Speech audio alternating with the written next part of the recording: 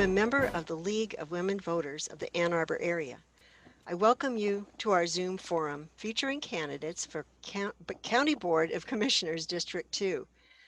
The candidates will be on the ballot in the general election on Tuesday, November 3rd.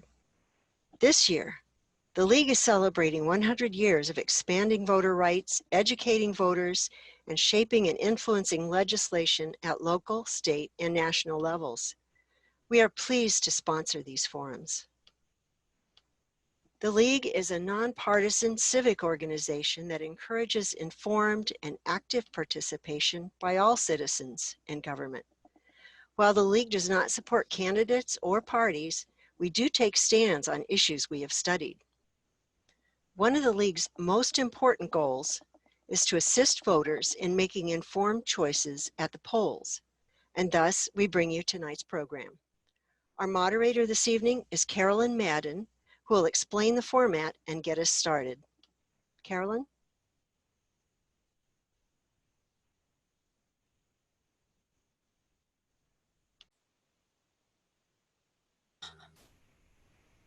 So I'm not supposed to do that.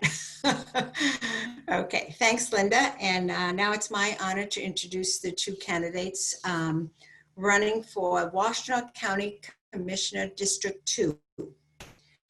And we have Eric Beauregard, who represents the Green Party, and Sue Shink, who represents the Democratic Party. And we have, on the ballot will be 3 candidates. And the third candidate, Scott Inman, was invited representing the Republican Party, but he was unable to attend tonight. So thank you, candidates, for participating in this forum. The forum will have the following format. Each candidate will have an opening statement of up to 1 minute.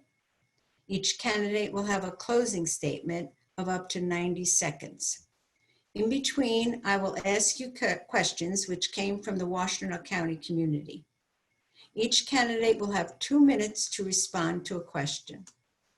At appropriate times on the screen, you will see a sign that will represent 30 seconds, and then after that, stop. If you have used up your time, you will be allowed to finish your sentence, and then your microphone will be muted so that the other candidate has an equal opportunity to participate. The candidates will begin speaking in alphabetical order. Depending on the number of questions, all candidates will have an opportunity to be the first or last to answer the questions. We're now ready for your opening statement. Mr. Beauregard, would you begin your opening statement?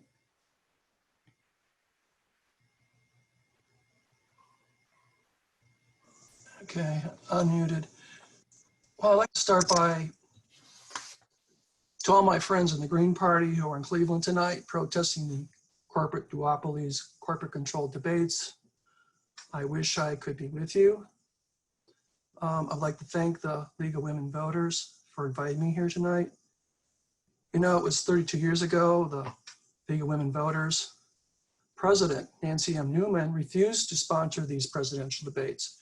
She said, and I quote, "It has become clear to us that the candidates' organization's aim is to add debates to their list of campaign trail charades, devoid of substance, spontaneity, and honest answers to tough questions. The League has no intention of becoming an accessory to hook-wigging the American public." And at that, the giant media corporations took over the presidential debates. I live in, that's all I'm going to get. Okay, Sue, would you like to begin your opening statement? Thank you. Thank you to the League of Women Voters for hosting this tonight. My name is Sue Shink, and I have had the honor to serve as your county commissioner for the past almost 2 years. I've been a very active county commissioner. I serve on many commissions in addition to serving as working chair, but filling space is not why I'm here.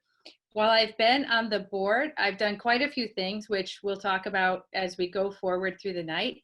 I want to know for everybody who's watching, I miss knocking on doors and asking you what is most important to you. That has been a highlight of my time serving as your Washtenaw County Commissioner. And I'm hoping that once we can spend more time together in person, that I will be able to do that.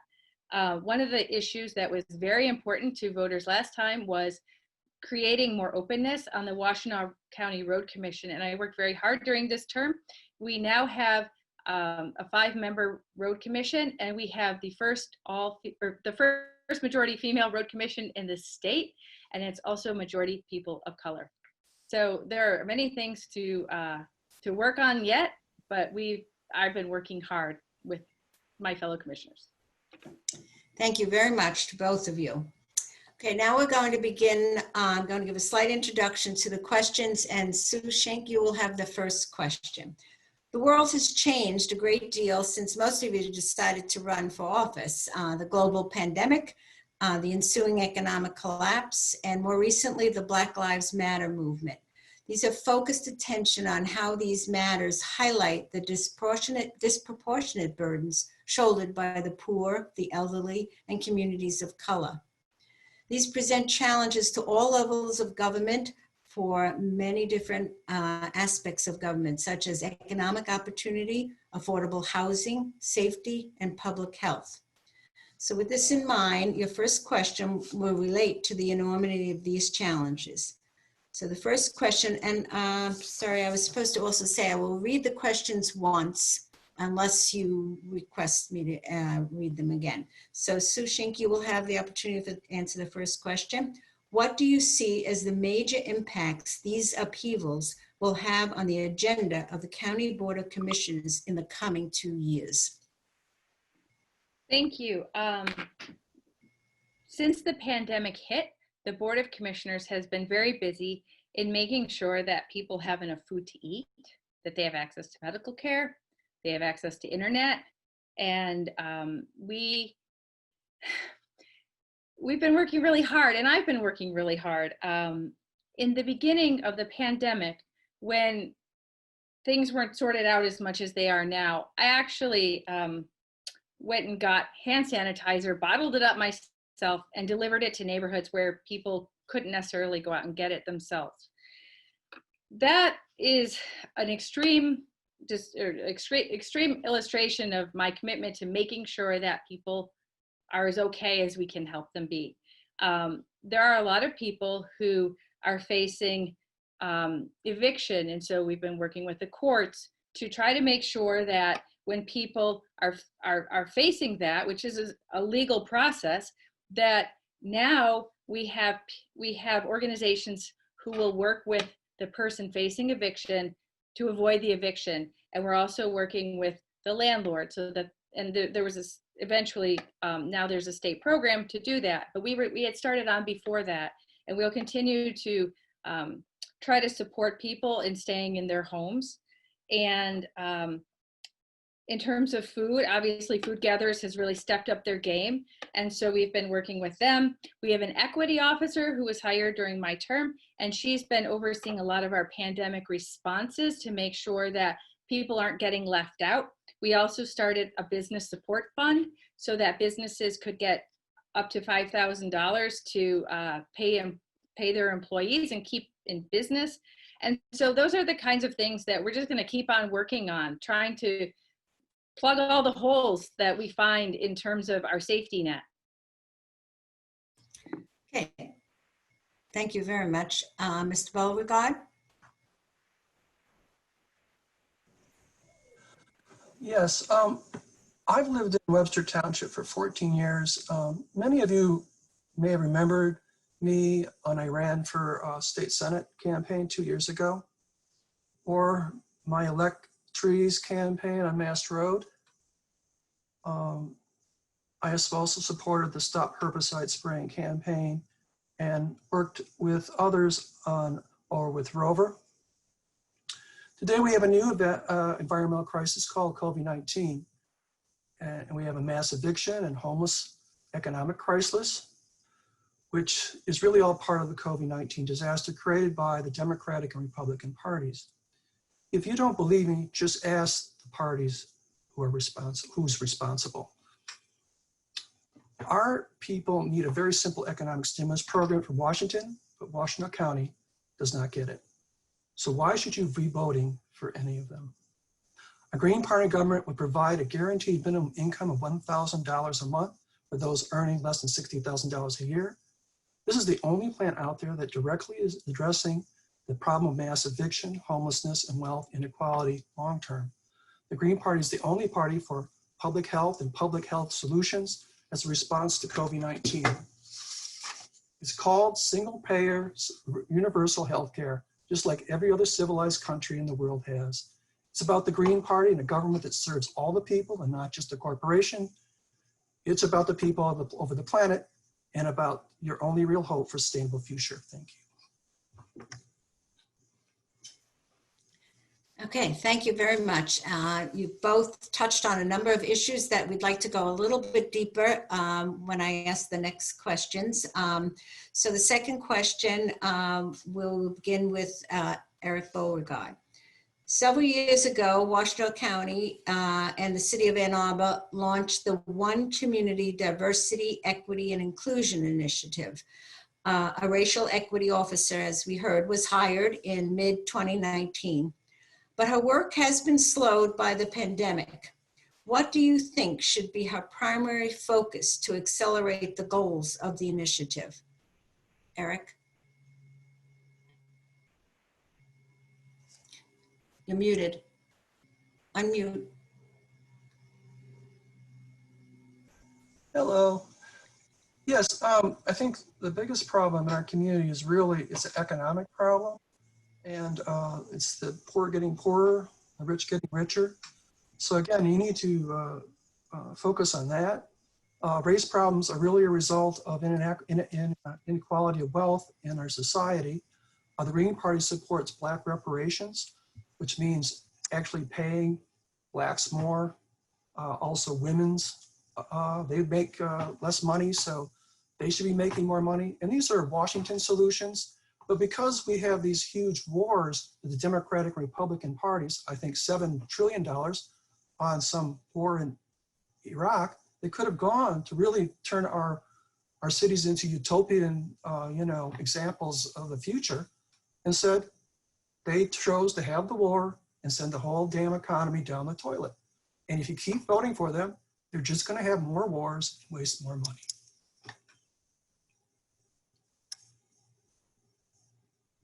Okay, Sue, would you like to respond? Unmute. Our racial equity officer has been advising us whenever we pass a policy to make sure that it is not furthering systemic racism. In addition, she is working on looking at our policies and our actions to change what needs to be changed. And so she is working very hard. She has been coordinating much of the pandemic response when it was realized that people in the 48197, 48198 zip code were experiencing COVID in a much more severe way. She jumped into action to coordinate response. And as you can see, those numbers went down quickly. And so it was effective. And so we are working with the Ypsilanti school system to make sure that the kids have what they need to deal with school. We are working with many, many community groups to support families through this time, whether it be with advice or sometimes it's money, and with activities and support for their children to learn in school, so tutoring. And we are also working to look at what is happening with the economic situation on the eastern side of the county so that we can provide the support to budding businesses or businesses who are already there so they can get through this time. I personally am in favor of children's savings accounts, which is a program that each child who would qualify would get a small savings account, and then there'd be some markers throughout the time. It's shown to greatly increase the likelihood that they will go to college. It's like 4 times more likely to go to college. And I don't remember the number exactly, I apologize, but it's a big deal. So there are a lot of different things that we can do to support people. And we are working with many private organizations as well as governmental organizations to create a synergy to make those things happen. Thank you both. Now, the next question will be for you, Sue Shink. You'll get the first stab at it. This is related to the equity issue as well, because we've seen a lot of uptick in police violence, and particularly against persons of color and protesters. And this has become a regular feature of the daily news. Washtenaw County has not escaped notice in this regard. What do you think the board should do to ensure that all residents have confidence in the even-handedness and integrity of law enforcement in our county? Sue? Thank you. So I would say as a preliminary matter, we have been having conversations with the sheriff on an individual basis. We have also had conversations with the community relations officer, Derek Jackson, and the sheriff's office is looking at what it can do to make sure that it's doing its job in terms of equity and inclusion. What I would say is that our sheriff has been a national leader in trying to reduce the systemic racism of policing, and he's worked with the Supreme Court. And Lieutenant Governor Garland Gilchrist. So there's a whole report about how to create a more equitable criminal justice system in Michigan. And so that's important. We are also looking at what we can control as the board and to encourage more just policing. And I have also been working with Tricia Duckworth of Survivors Speaks. And so I will be participating in the community conversations that she will continue to be having. I'm not sure where my time limit is on that. It's hard to talk fast and cover it up at the same time. What I would say is it's incredibly high on our radar. It's a huge concern of mine. Every single person, regardless of their color, regardless of where they live, must feel safe in our community. And so with everything that we're doing and every allocation that we are making, we are asking, does this help people to feel safer in their community, regardless of their color and regardless of where they live? And it's been, obviously it's been several hundred years in the making, and we're not going to fix everything overnight, but it's a huge priority. It's a huge priority of mine personally and the board as a whole. Okay. Thank you. Eric? I would say we live in a police state today. If it wasn't for an American whistleblower like Edward Snowden, we would never have known about the Obama-Biden NSA surveillance program. The surveillance program surveilled millions of Americans' telephone records and computer transmissions and spied on us for years. The US Court of Appeals only recently, in the last month, ruled that intelligence leaders who publicly defend these programs were lying to us. The Obama-Biden also conducted a 1033 program that directed the Pentagon to sell military-style weapons to police departments all across the country. They were used in the streets of Ferguson, and more recently against peaceful protesters in Detroit. These same military-style weapons were also sold to Washtenaw County Sheriff Department and Ann Arbor Police Department. I think the police statism encourages police to go over the line. In the law now, there's a double standard that will protect the police, but not the victims of police violence. What defunding the police really means is moving away from the kind of violence-provoking policing that denies citizens their constitutional rights, and instead investing in a more mental health programs, housing services, other community-based organizations, and not just tough on law enforcement. Police do not realize the scale of the human environmental meltdown that is occurring, so they cannot never really accept the scale of the green solutions that are going to be needed. We also need to support more representative in our community, more police that are more representative of our community. They should be 51% women, 14% Black, 4% Asian or American Indians, 6% LGBTQ, and as well as disabled people, and not just white males.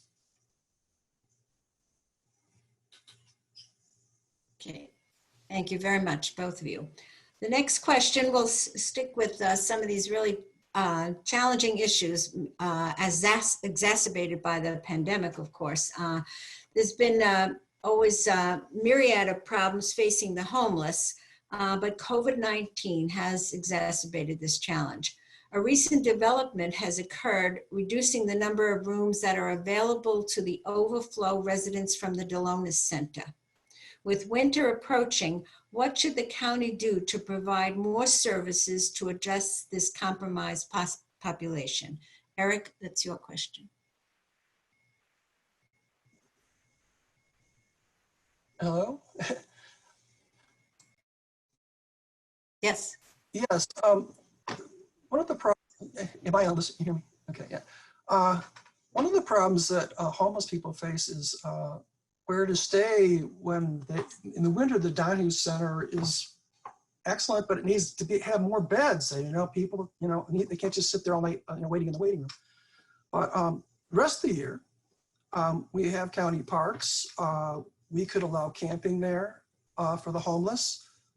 We could look to FEMA to get trailers, because this is an emergency situation. A person doesn't have a home and the county can't provide space for it. So it's just like there was a you know, hurricane or a large fire.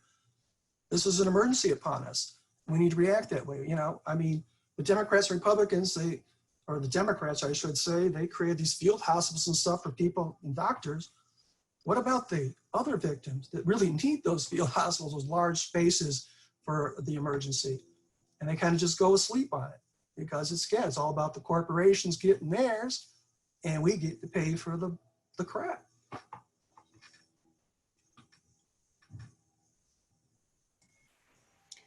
Okay, Sue, would you be your turn?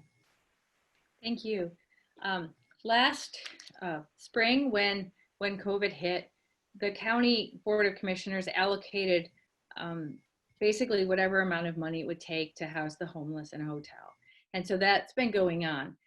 One of the issues is that we don't have an infinite pot of money, and facing the budget constraints that we do, we are trying to figure out, is there a way to house people safely in a congregate setting as the cold weather is setting in? And so we are working with community partners to find money and to figure out a better solution than individually renting hotel rooms for people. If we can't find a less expensive way to house people or a safe way to house people in congregate settings, I will support continuing the hotel program. I do not want people to be in danger. It's been a real source of pride that we've been able to keep the COVID rate among the homeless population extremely low. And so Delonis does a great job, but it is a congregate setting. They have a quarantine space for people who test positive for COVID. And I think that was superseded by the hotel rooms. But I will say that our staff has worked incredibly hard to keep people safe, and it's our commitment to continue to keep people safe. So it's been proposed to find these safe congregate settings. I'm concerned about whether that is truly a viable solution. I am going to learn as much as I can about it and see how it works going forward. But I am very much committed to doing whatever it takes to keep our population safe. Okay, thank you to both of you. Okay, this is the last question before, then you'll have time for a statement or closing statement as well. I'm going to switch a little bit to the climate. The county is facing a variety of threats to our water and environment, including PFAS and the Gelman plume and high levels of water in Huron River. What do you see as the greatest environmental threat? And tell us what plans you have to address it. Sue, that would be you now. Thank you. So I think climate change is the biggest environmental threat. What am I doing to address it? I have been our board champion, that's an official title, of our climate action plan. And so I have been leading the work. We set up the environmental council that brought in experts from across the county to advise us. We have a draft and we're filling it out. So first you do a baseline greenhouse gas emissions assessment. We've got that for the county. And we also are doing work to reduce our carbon output. We passed a program to replace our lights with LEDs that will cut our carbon emissions by 30% by the end of 2021. We're looking at fleet. We're looking at our building footprint. That's just for the county operations. We're also starting a community-wide plan where we'll be reaching out to our residents and finding out from them firsthand what issues are they facing due to climate. We know that we're at higher risk of flooding. We're actually even at a high risk of, not a high risk maybe, but if things continue, we're at a risk of wildfires. And so we're working on reducing carbon emissions. We're working on planting trees through the Washtenaw County Conservation District. Voters passed a millage in August, and a lot of the money is going to go to work that creates a better farming environment, a better natural environment, and also is it's sucking in carbon and making shade so that we can stay cooler. We're working on getting grants to support tree planting in neighborhoods that don't have them, and we will be working on weatherizing homes with people. And also we're working with DTE to try to get a better situation for renewable power in the county. I can talk for hours on that one. Okay. Eric? Hello. Yes, I agree. Global warming is the biggest problem environmentally. The all-encompassing issue for the Green Party is the environment and building sustainable economies. The Democrats and Republicans favor unbridled capitalism in which resources get consumed at an ever-accelerating rate. At this time, when we're unfolding dystopia of a sixth extinction event is begun, the oceans are dying, 70% of the coral plant life is dead, 90% of the large fish are gone, mercury from coal-fired power plants rain mercury on our water bodies, contaminating fish, causing birth defects, birds, large animals, including humans. The population of frogs, snakes, and other amphibians have plunged. The common bird population has plunged by 70%. Honeybee populations crashed. 70% of the Amazon forests have gone, 80% of the North American forests have gone, 50% of the fishes species will be extinct by the end of the century. Global warming is causing glaciers and ice caps to melt, extreme weather, drought, crop failures, world famine, international unrest, mass migration of people, northern climates, and the Democratic and Republican parties are not doing a damn thing about it. I'm protesting. I am in the Green Party, and we are protesting the two neoliberal, narrow-minded nonsense parties directly. Okay, thank you both. Actually, we do have time for one more question. If that's okay with you both? Yeah. So we have two millages on the ballot, on the November ballot, the renewal of the road funding millage and the county conservation district millage. In the current environment, do you favor these proposals? Eric?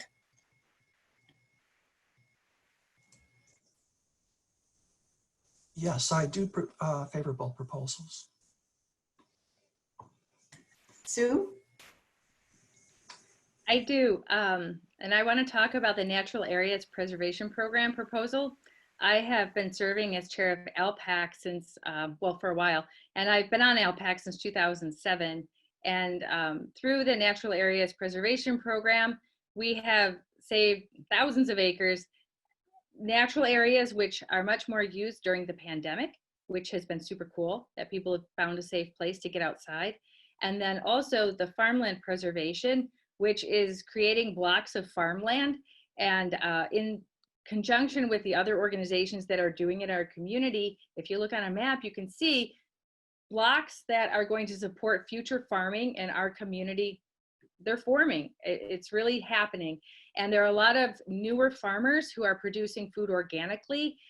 They're able to buy land, which is something that I couldn't do when I wanted to be a farmer back when I was in my 20s. And so it's really important for so many things that are great about this county. And one of the things that is super important for is climate change, because all the land that is kept natural is a carbon sink. And through the Washtenaw County Conservation District, they're going to be working with farmers to improve their farming techniques. But that land's going to be available for us to grow food close to home in infinity. And those things are super important for our security, for our health, for our mental health. So yeah, vote yes. Okay, thank you both. And I appreciate all your responses. And now we're ready for our closing statement, and we'll begin with you, Sue. Well, thank you again. I've enjoyed doing this. It's a little weird on Zoom. It's been my honor and my pleasure to serve as your county commissioner for the past almost 2 years. I have worked incredibly hard. I treat this as a full-time job. I approach this job with policy ideas that are informed by my ideals. We advocate, and I say we all the time because governing is a group effort, right? Like, I'm not doing this on my own. I'm doing this in conjunction with my fellow commissioners. I'm doing this with all the community-wide organizations across Washtenaw County. We also advocate at the state level and at the federal level. I'm on a telephone call with Debbie Dingle every week since the pandemic started to find out what's going on in Washington, what's going on in the state, what do we need here at the county, how can we all work together better. As before I was a county commissioner, I worked to stop the tree cutting, and when the herbicide spraying was proposed, I jumped into action. I did a lot of that one. We got meetings going, we got people informed, stopped the spraying, and not just that, also changed the policies which the Washtenaw County Road Commission had to decide to do, and they did because we worked with them. With climate change, I'm against climate change. What am I doing? We've got a climate action plan. We're taking real steps even before the plan is done. So I am a person of high ideals and bold action. And I think as your county commissioner, you can expect that. It will continue. And I hope that you'll vote for me on November 3rd, or actually beforehand. And thank you so much. Thank you. Eric, your final statement? When people are voting, they should ask themselves, why does our federal government never have enough money and resources available for Washtenaw County and its people? The Green Party supports a guaranteed minimum income of $1,000 a month. The Democrats and Republicans guaranteeing only more suffering and pain. The Green Party government would provide the extra funding people need to fight COVID-19 pandemic and the aftermath. In Washtenaw County, the mass evictions, the foreclosures, the homelessness that is now upon us. The Democratic and Republican plan to help the corporations get them richer and richer at the expense of the people. One of the biggest reasons we never have enough money for emergencies are these two parties' global militarism. We need to get behind demilitarized Green New Deal, not the Democrats' totally militarized one. There is no funding, there is no hope there. The Green Party's New Deal is the only one that will power us through a green economy of the future and a green new age that should have started 20 years ago. Please remember, when you're voting Democratic or Republican, you're voting for the most violent political movement the world has ever seen. There are Iraq and Afghanistan wars for oil, killing tens of thousands of men, women, and children over oil. Oil is the last thing we need when a country is trying to transition to a green economy. Thank you both for participating in this very valuable session. Really appreciate that. And I'm now going to turn it over to Linda for our closing statement. The League thanks the candidates for participating in tonight's forum and to those contributing questions. All our candidate forums will be available for streaming on your computer or smartphone. Go to our website, lwvannarbor.org and look for the link to these programs. In addition, the forums can be viewed on the community television network. Please urge your friends and neighbors to watch these forums too. For additional nonpartisan information on candidates and ballot issues, go to vote411.org, the League's voter resource guide covering local, state, and federal candidates and current proposals that will appear on your ballot. As a reminder, all registered voters may cast an absentee ballot. With the challenges that have been created by COVID-19 and confusion regarding registration and voting procedures, the League encourages you to vote as soon as possible after you feel knowledgeable about the candidates and ballot issues. The most important thing is to make sure you vote in the November 3rd general election. Thank you and good night.